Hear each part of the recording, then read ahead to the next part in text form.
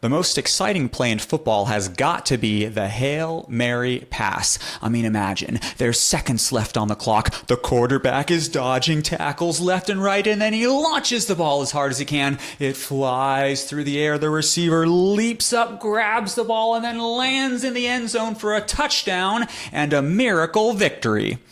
Now, what does that have to do with the Bible? Well, think of that ball flying through the air like a biblical genealogy.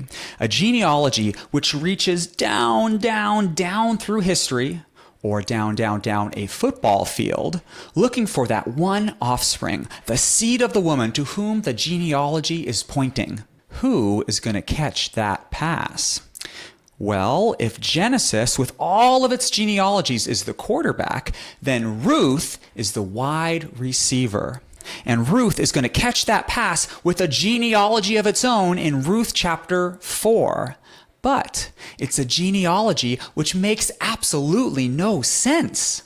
The chapter begins with Boaz acting as a kinsman redeemer, and he does so by marrying Ruth, and thereby saving the family line of Elimelech, husband of Naomi. And in this chapter, he's also going to father a son whom he names Obed.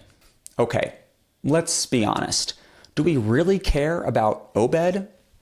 Not really. Obed only matters because he is the grandfather of David. Here at the conclusion of the chiasm of the book of Ruth, where Naomi's emptiness in chapter 1 has become fullness here in chapter 4. Now, I developed all of these crazy pictures to help me teach the book of Ruth. And I've got courses on every book of the Bible. If you'd like to check one out, follow the link in the description below. Well, this is where the book of Ruth should end, right here in verse 17. We got Obed is the father of Jesse, who is the father of David. We've made the connection between the period of the Judges and the rise of the Davidic monarchy. We can now flow seamlessly from the end of the book of Ruth right into 1 Samuel. Makes perfect sense. But that's not the end of the book of Ruth. You see, Ruth ends not with one genealogy, but with two. Look at this. We've seen it already. Verse 17. Obed is the father of Jesse, who's the father of David. But look at verse 22. Here we have again. Obed is the father of Jesse, who's the father of David. Why? We already made the pass from Boaz to David. We won the game. Why are we now throwing the ball again after the game is over? Well, let's take a closer look at that genealogy. Here in verse 18, how does it start? Now, these are the generations of. The generations of. Where have you heard that before? Well, that is the Hebrew word toledot. Here it is. These are the generations of the toledot, which is a literary shaping device in the book of Genesis. Now, it is used, toledot, both to describe or introduce genealogies, like this one in chapter 5. This is the book of the toledot of Adam, and there's another one in chapter 11. These are the toledot of Shem. It's also used to introduce large blocks of narrative, like this one in chapter 37, the beginning of the Joseph story, which says this is the toledot, the generations of Jacob. Now, do you remember how many times this word, toledot, is used in the book of Genesis?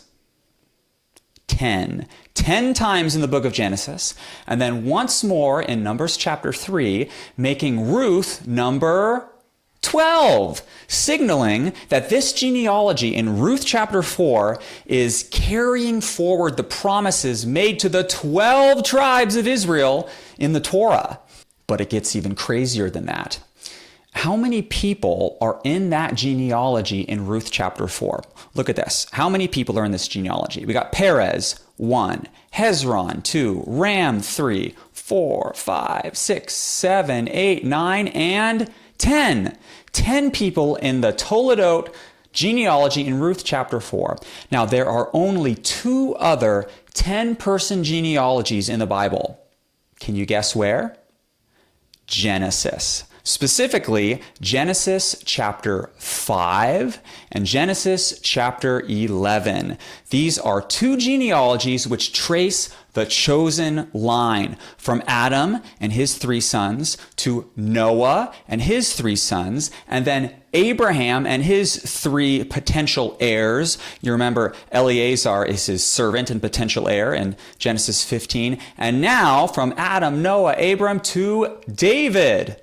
Now, if you think this is a cool chart, you can download it for free in the description below. And I'd appreciate if you like and subscribe as well.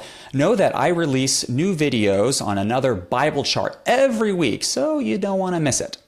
Well, what does this mean for the book of Ruth? You see, this 10-person genealogy here in Ruth chapter 4 is going to catch that Hail Mary pass thrown here in the book of Genesis, linking Boaz in the book of Ruth to the seed of the woman in Genesis chapter 3. Remember God's curse on the serpent, where he said, I will put enmity between you and the woman and between your offspring and her offspring, her child, her descendant. And this offspring, this seed of the woman, he will bruise the head of the snake. He will be the snake crusher. Who knew that genealogies could be that cool? Now, do you know the book of the Bible that has the most genealogies in it? First Chronicles. And if you want to know the messianic significance of those genealogies, you got to check out this next video.